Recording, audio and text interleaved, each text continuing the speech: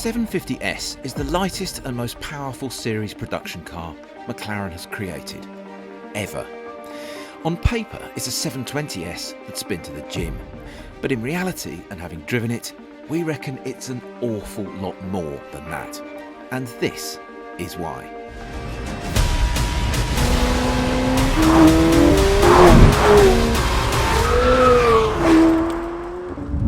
They just keep making this car better and better at McLaren, don't they?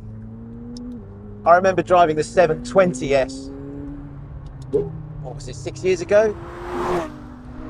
And just thinking, wow, they have absolutely nailed everything that they've been working towards with that car.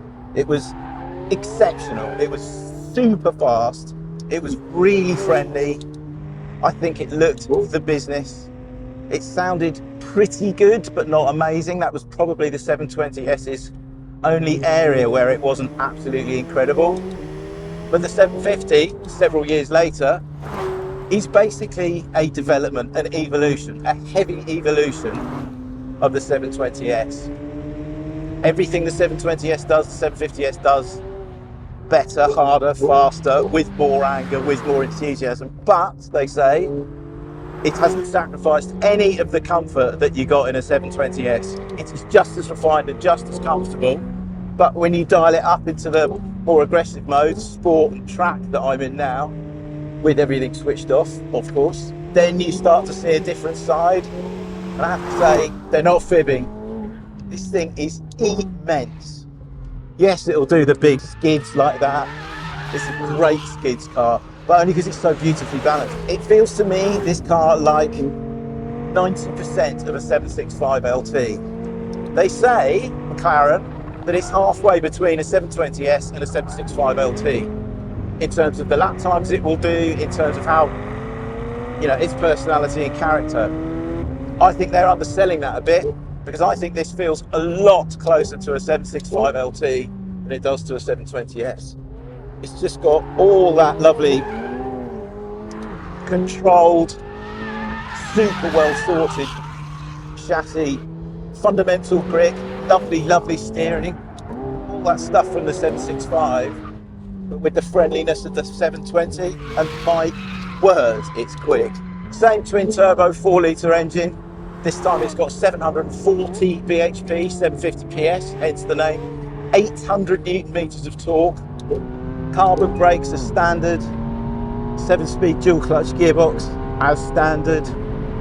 More aero than before. More basic grip from the chassis than before. This one on the track is on Trofeo R tyres, so you've got a lot beefier, a lot more aggressive rubber than a 720S ever had on it. But just from everything it does, the way it turns in, the way the response to the throttle, the snap from the brakes.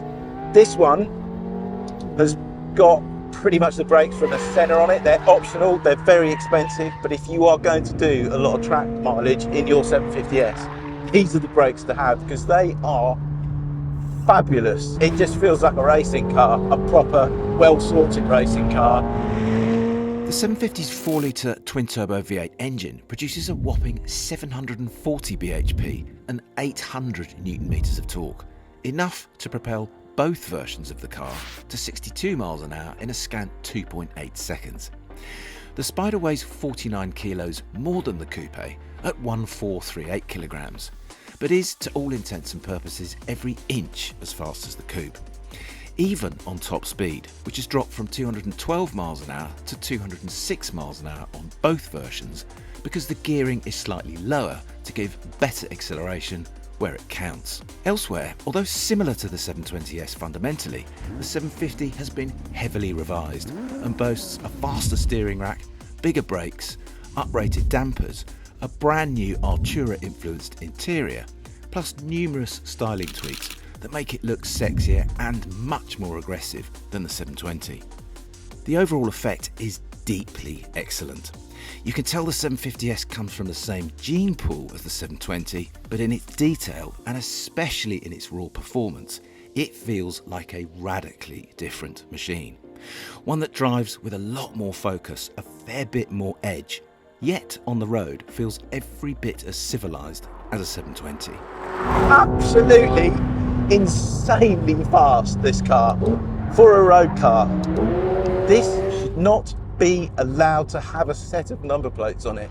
I think this is more fun than a Ferrari. That's a big statement to make, but this is quite an old school kind of supercar, and I think there is a seriously big market for a car like this nowadays. All the technology, all the kind of hybrid stuff is definitely removing feel from supercars, but not this one. Because there is no hybrid technology, because you've not got electric steering, because it just feels and is really natural. I love it. That's on a track. Now I'm going to see what the new Spider is like on the road.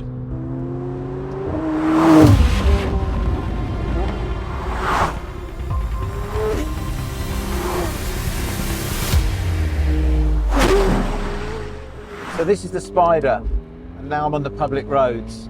And although the Spider is ever so slightly different from the coupe, in as much as it weighs, 40-50 kilograms more, it has exactly the same engine and gearbox, exactly the same power and torque, i.e. massive amounts. Inside the 750S, they've kind of Artura-ized many of the controls, and they've simplified these touch button controls up here for the transmission and the chassis, the powertrain, and it's miles better than before. Everything is clear, there's not too much going on, especially on the steering wheel, on which there is not a single switch. On the road, on the move, the 750S is a really lovely car. It's only when you put the hood down that you get to fully appreciate how wicked this engine sounds, and it does sound dead cool. Listen,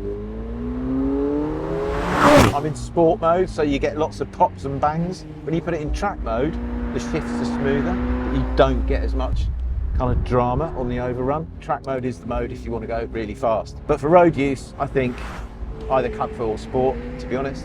The brakes of this Spider are the regular carbon ceramic brakes, not the brakes from the Senna, which were on the coupe that I tried on the track. Those cost 15 grand. If you're just going to chip about on the road in your 750S, these brakes are just fine. I'm struggling to find much that I don't like about the 750S. I love the idea of it, I love its simplicity, I love its slightly old school personality and character. You have to love its performance because it's absolutely outrageous. I really like the way it looks, both inside and out. And finally, I really like the way this thing sounds. It's not quite as mental as a 765 LT, but it's not far off. It's a thoroughly intoxicating car, is the 750S, in both Spider and Coupe form. Dynamically, there really isn't much between them. It's a car that's quite old school in its demeanour, yes, but nevertheless one that's fast enough and dramatic enough to completely blow you away. It's just how a loud, proud, mad, slightly scary supercar should be. And right now, it's hard to think of any car at this kind of price level that's more entertaining to drive, including a Ferrari 296.